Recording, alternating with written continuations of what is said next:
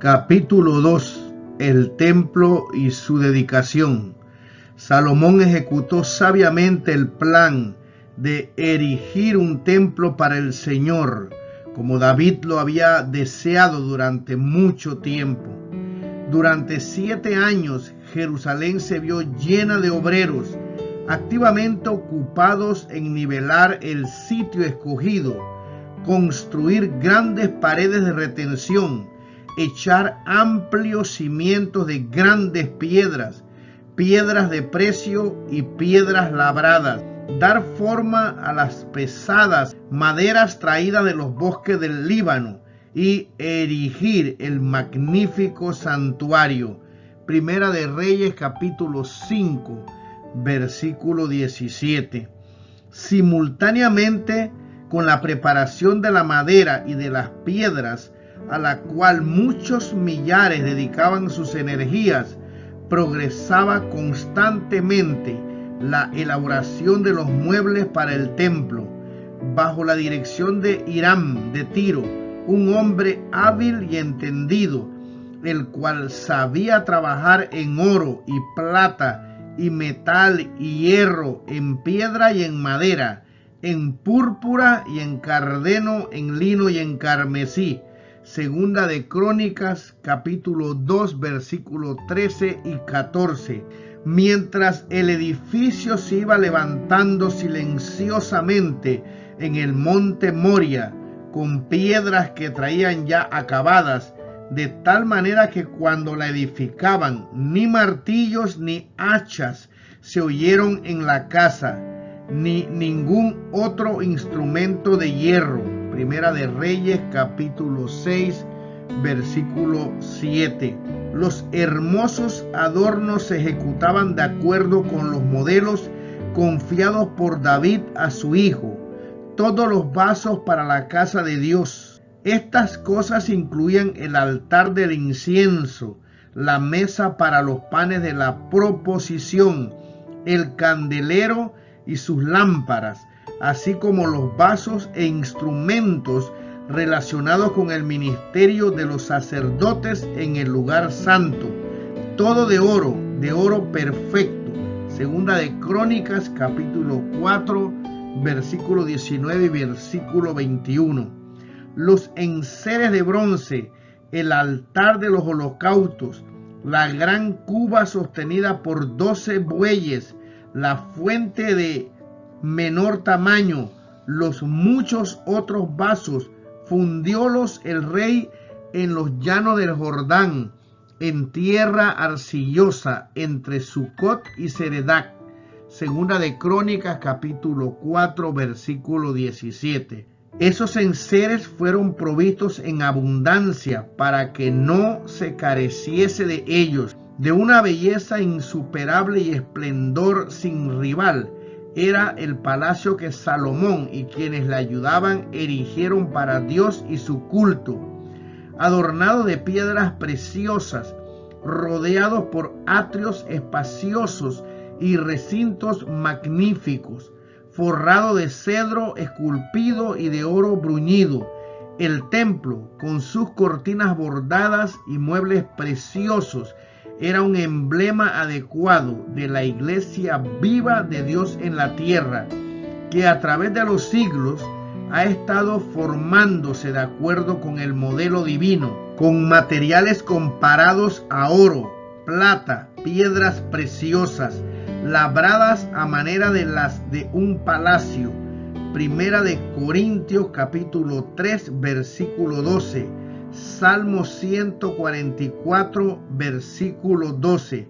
De este templo espiritual es la principal piedra del ángulo, Jesucristo mismo, en el cual, compaginado todo el edificio, va creciendo para ser un templo santo en el Señor. Efesios capítulo 2, versículos 20 y 21. Por fin quedó terminado el templo, proyectado por el rey David y construido por su hijo Salomón. Y todo lo que Salomón tuvo en voluntad de hacer en la casa de Jehová y en su casa fue prosperado.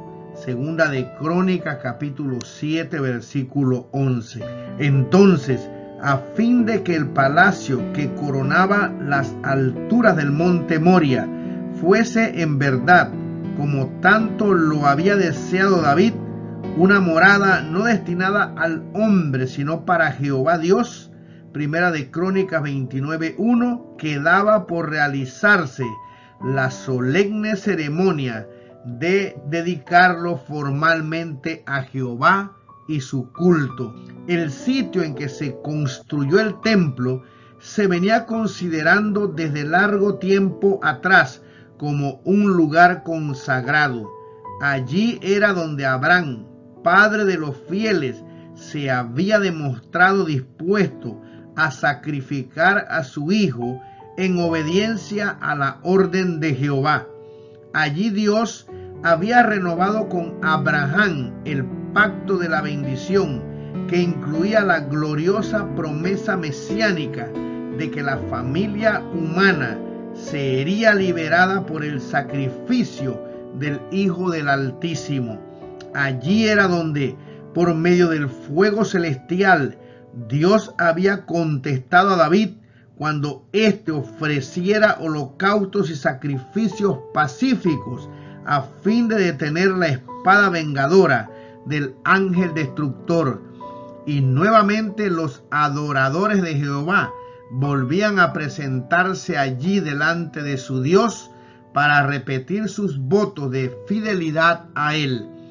El momento escogido para la dedicación era muy favorable, el 7º mes, cuando el pueblo de todas partes del reino solía reunirse en Jerusalén para celebrar la fiesta de las cabañas, que era preeminentemente una ocasión de regocijo.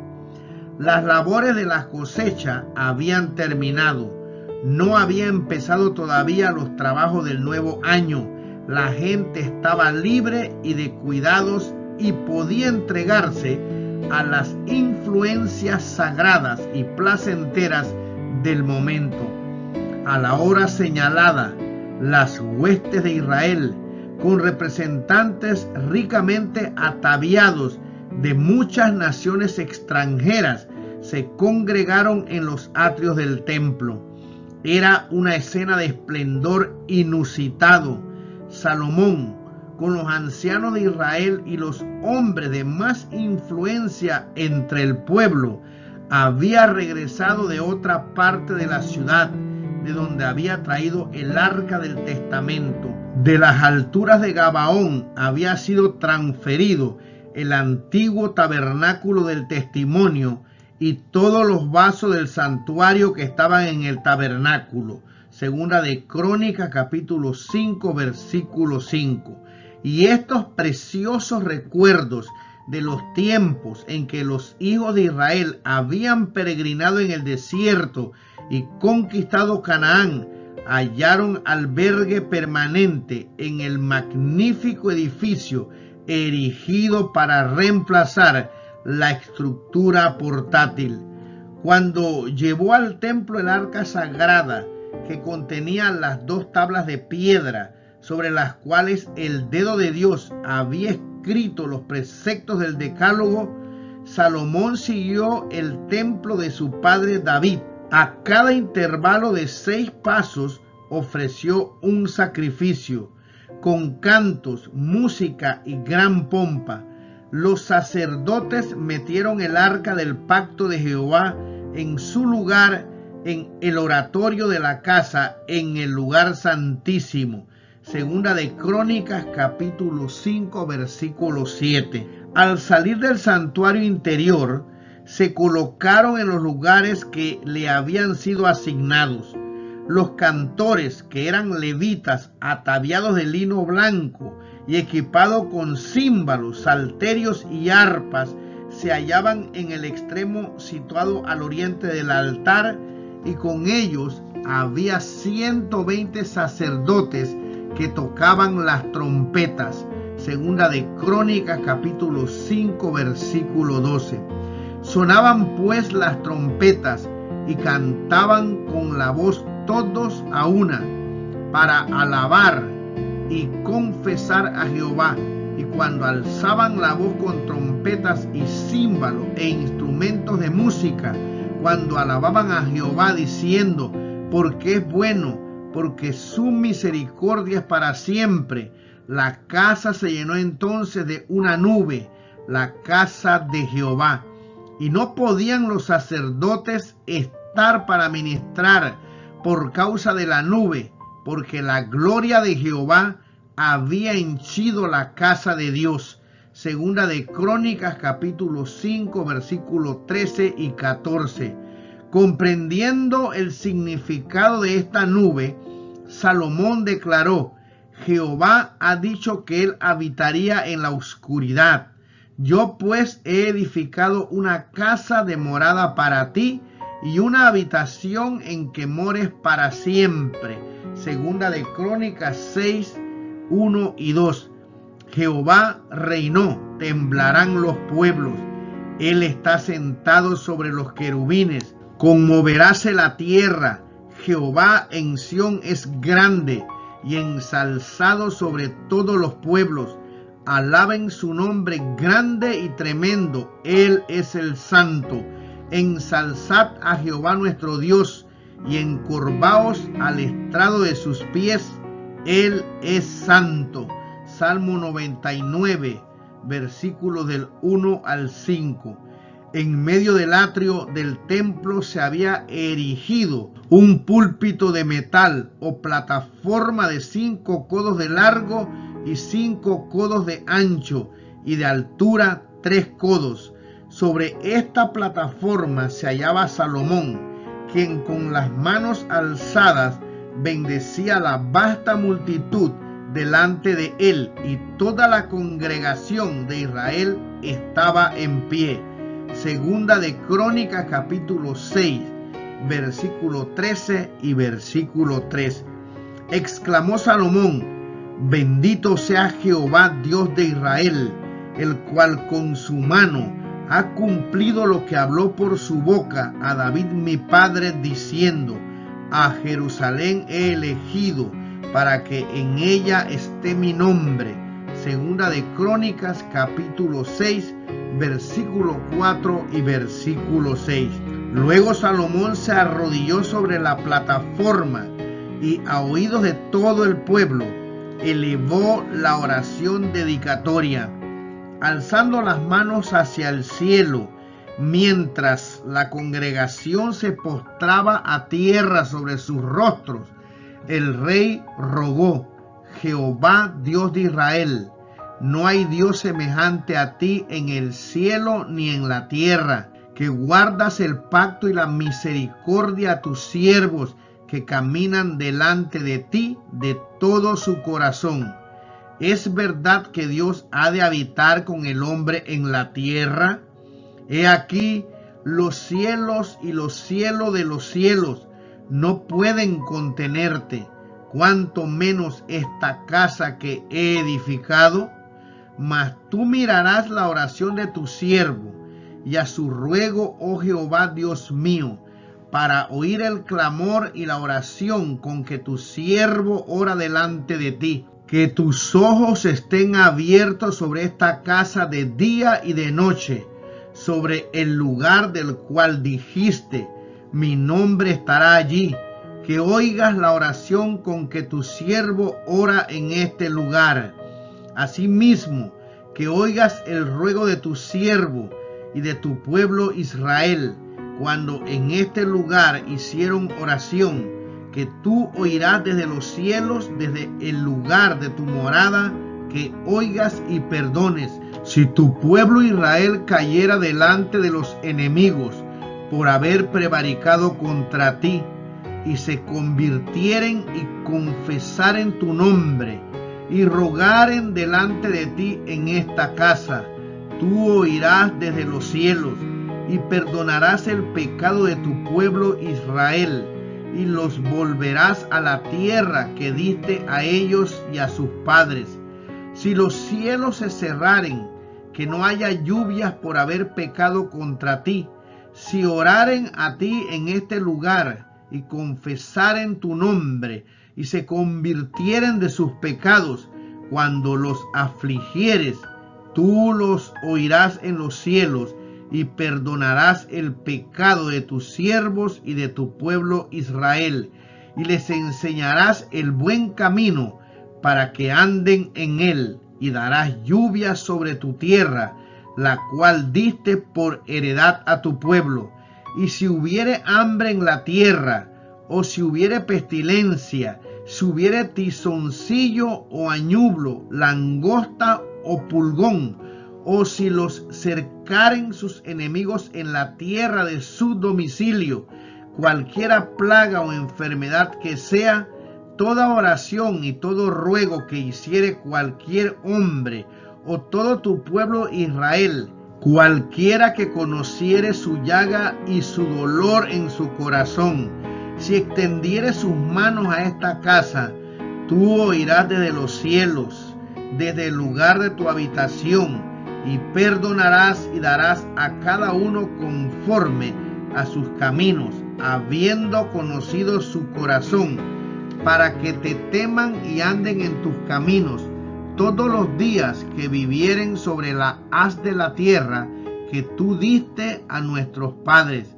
y también al extranjero que no fuere de tu pueblo Israel, que hubiere venido de lejanas tierras a causa de tu gran nombre y de tu mano fuerte y de tu brazo extendido.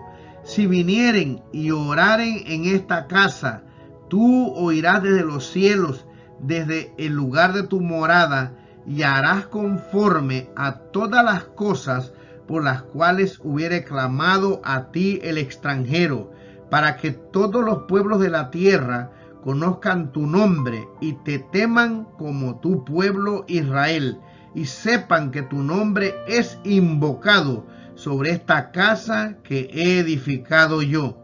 Si tu pueblo saliere a la guerra contra sus enemigos por el camino que tú lo enviares, y oraren a ti hacia esta ciudad que tú elegiste, hacia la casa que he edificado a tu nombre, tú oirás desde los cielos su oración y su ruego, y ampararás sus derechos.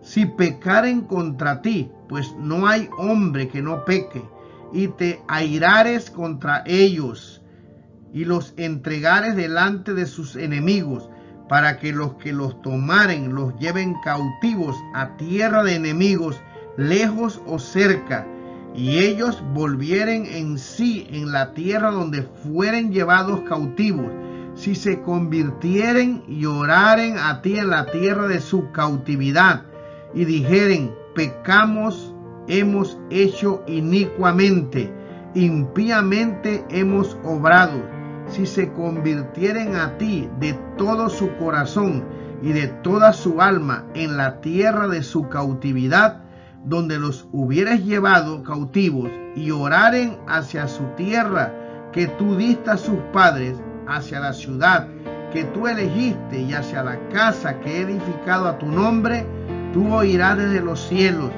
desde el lugar de tu morada, su oración y su ruego, y ampararás su causa y perdonarás a tu pueblo que pecó contra ti. Ahora pues, oh Dios mío, ruégote estén abiertos tus ojos y atentos tus oídos a la oración en este lugar.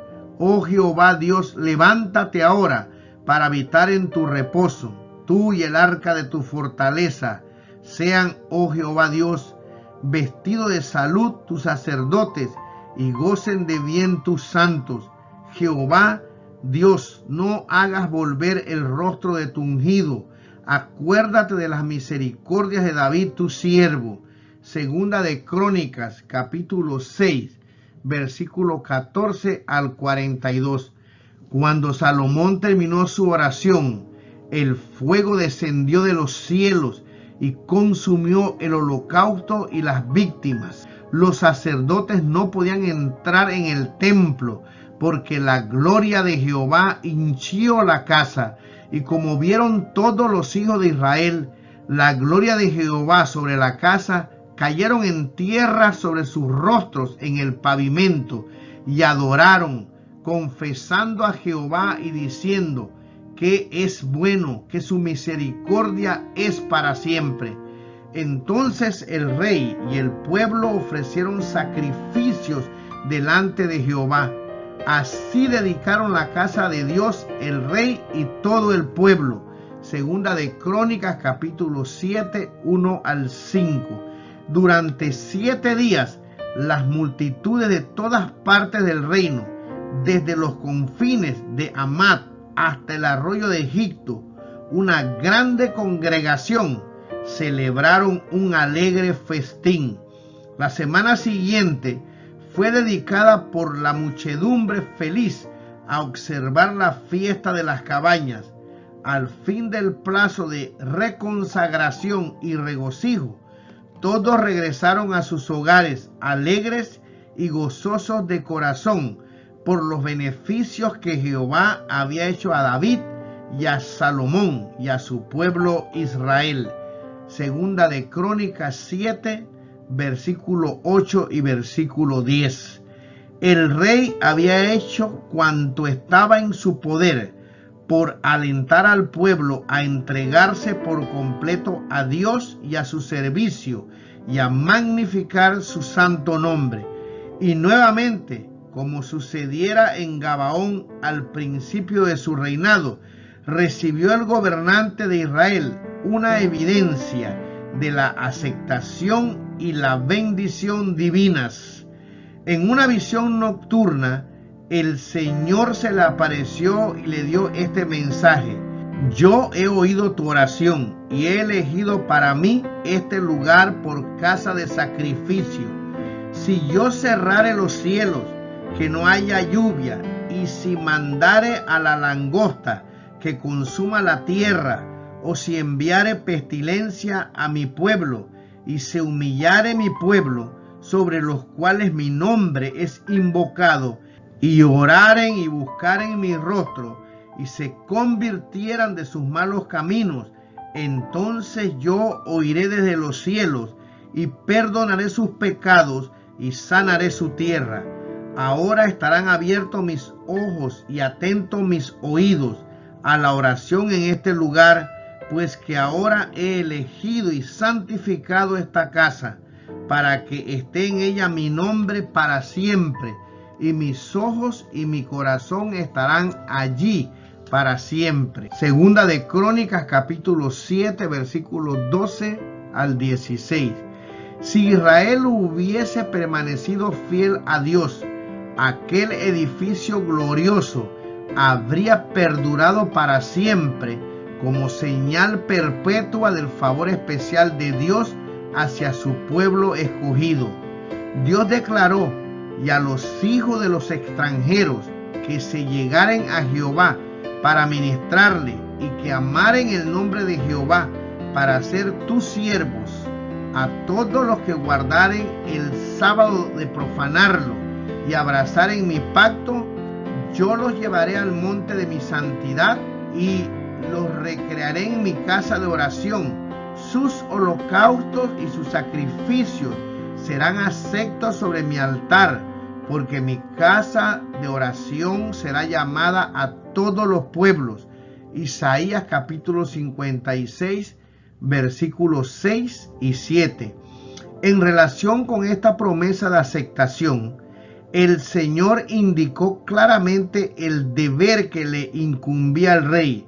Y tú, le dijo, si anduvieres delante de mí, como anduvo David tu padre, e hicieres todas las cosas que yo te he mandado, y guardares mis estatutos y mis derechos, yo confirmaré el trono de tu reino, como concerté con David tu padre, diciendo: no faltará varón en ti que domine en Israel. Segunda de Crónicas capítulo 7, versículos 17 y 18.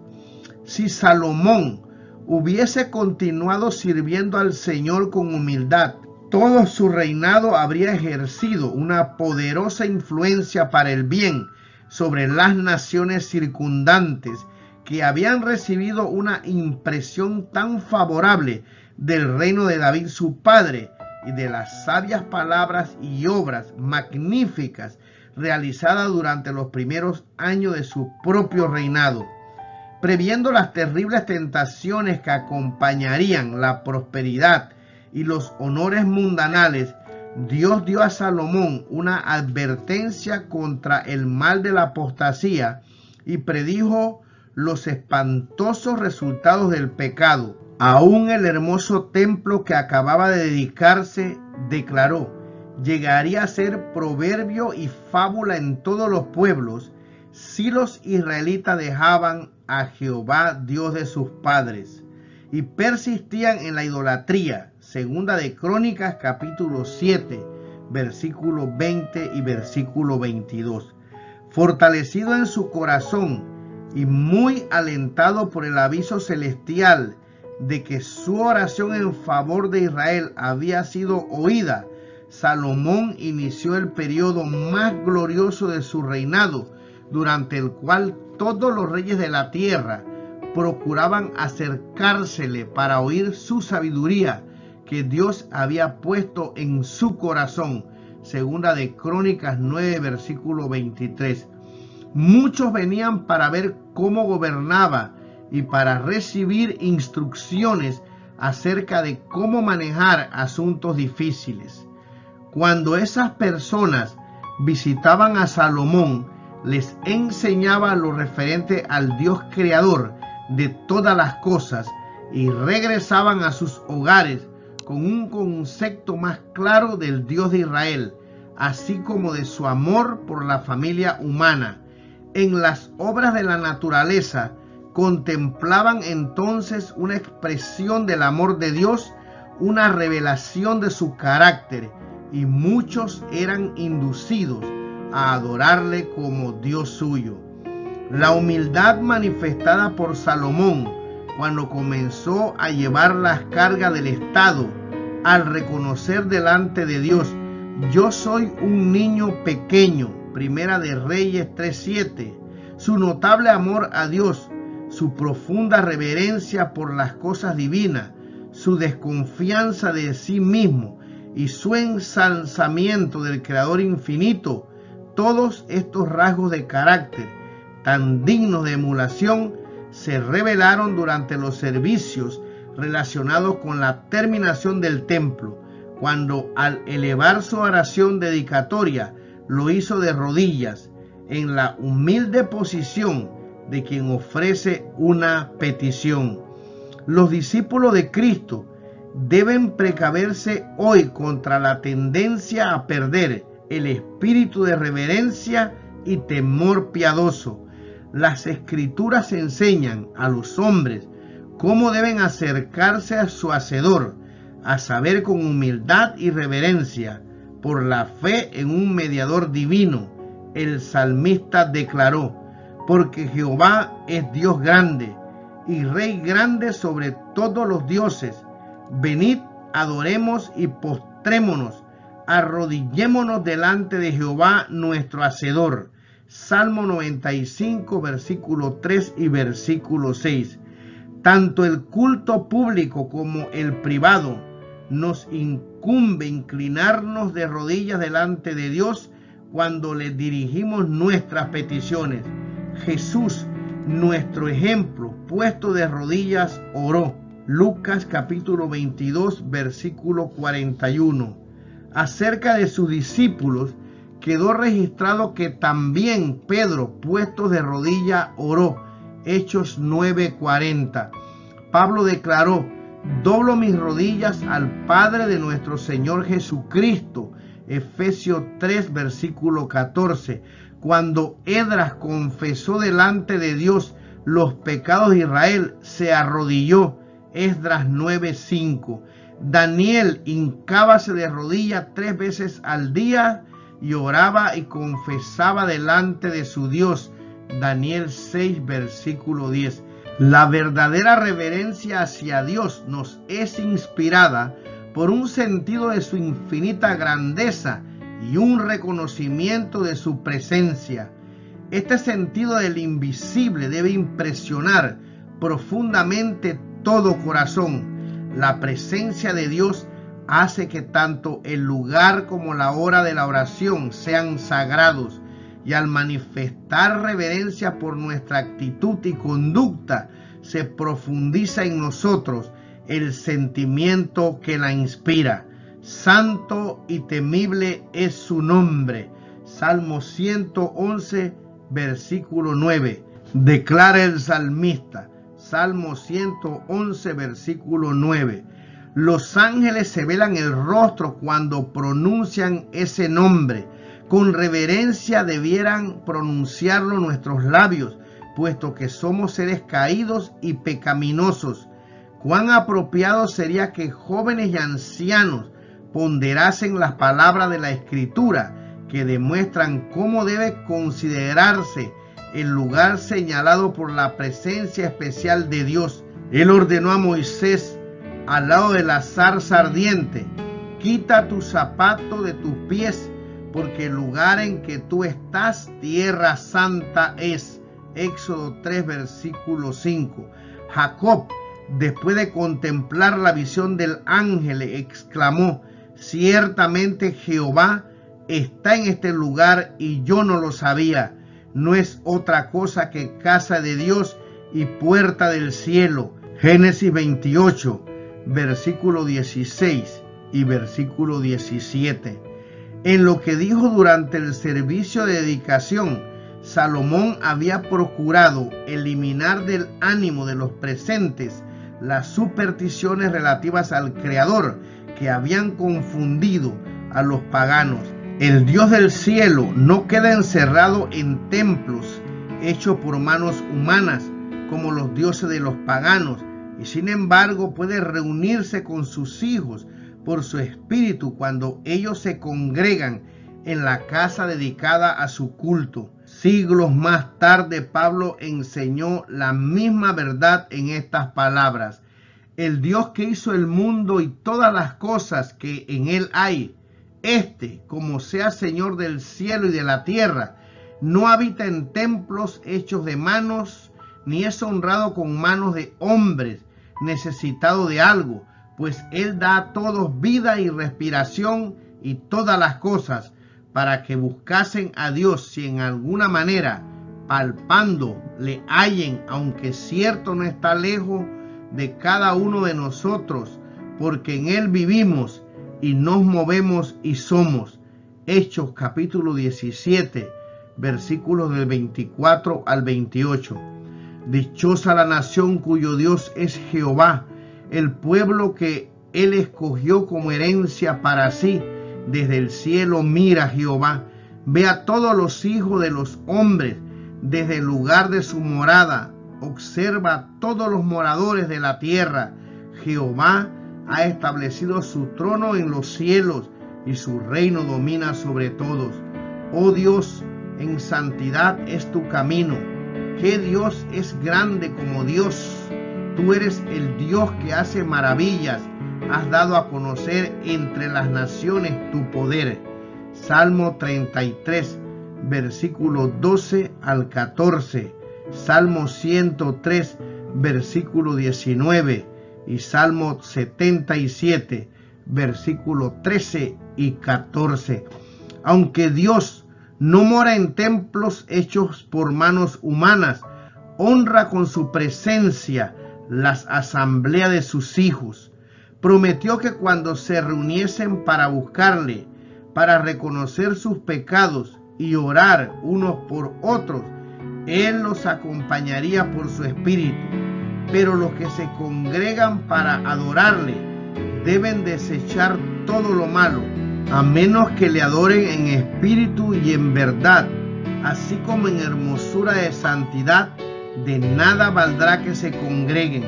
Acerca de tales ocasiones el Señor declara: este pueblo de labios me honra, mas su corazón lejos está de mí, mas en vano me honran. Mateo 15, versículo 8 y versículo 9. Los que adoran a Dios deben adorarle en espíritu y en verdad, porque también el Padre tales adoradores busca que le adoren. Juan 4, versículo 23. Mas Jehová está en su santo templo, calle delante de él toda la tierra. Habacuc capítulo 2 versículo 20.